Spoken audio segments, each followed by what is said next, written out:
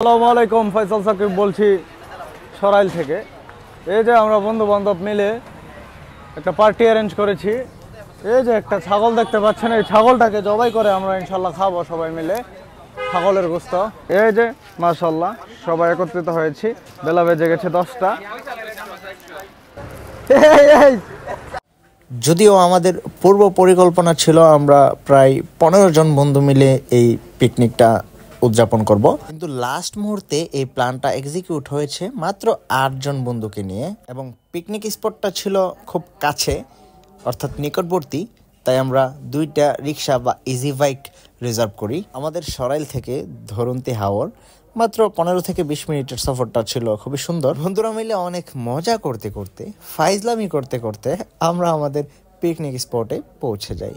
আমাদের স্পট দেখতে পাচ্ছেন, মাশাআল্লাহ সবুজ শ্যামলা, সুজলা সফলা, সুন্দর একটি জায়গা। যাই হোক, প্রথমেই আমরা আমাদের ছাগলটিকে হালাল করি। এই যে যার হাতে চাকু দেখতে পাচ্ছেন, সে ছিল কসাই, অর্থাৎ কসাইয়ের ভূমিকা পালন করেছে।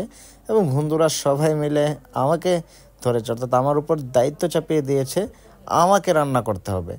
তারা ধরে নিয়েছে আমি বিদেশে ছিলাম, এর জন্য ভালো রান্না জানি।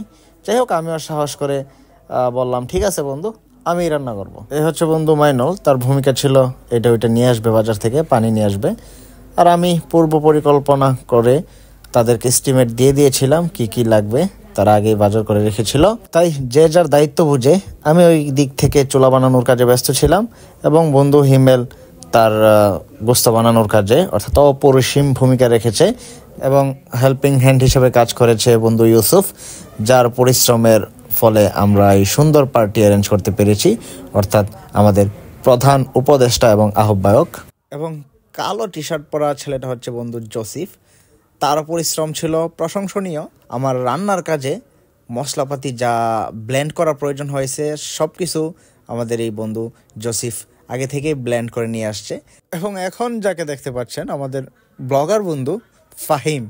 সুপ্রিয় দর্শক, আমাদের রান্নার শেষ পর্যায়ে এই যে গোস্ত রান্না হচ্ছে।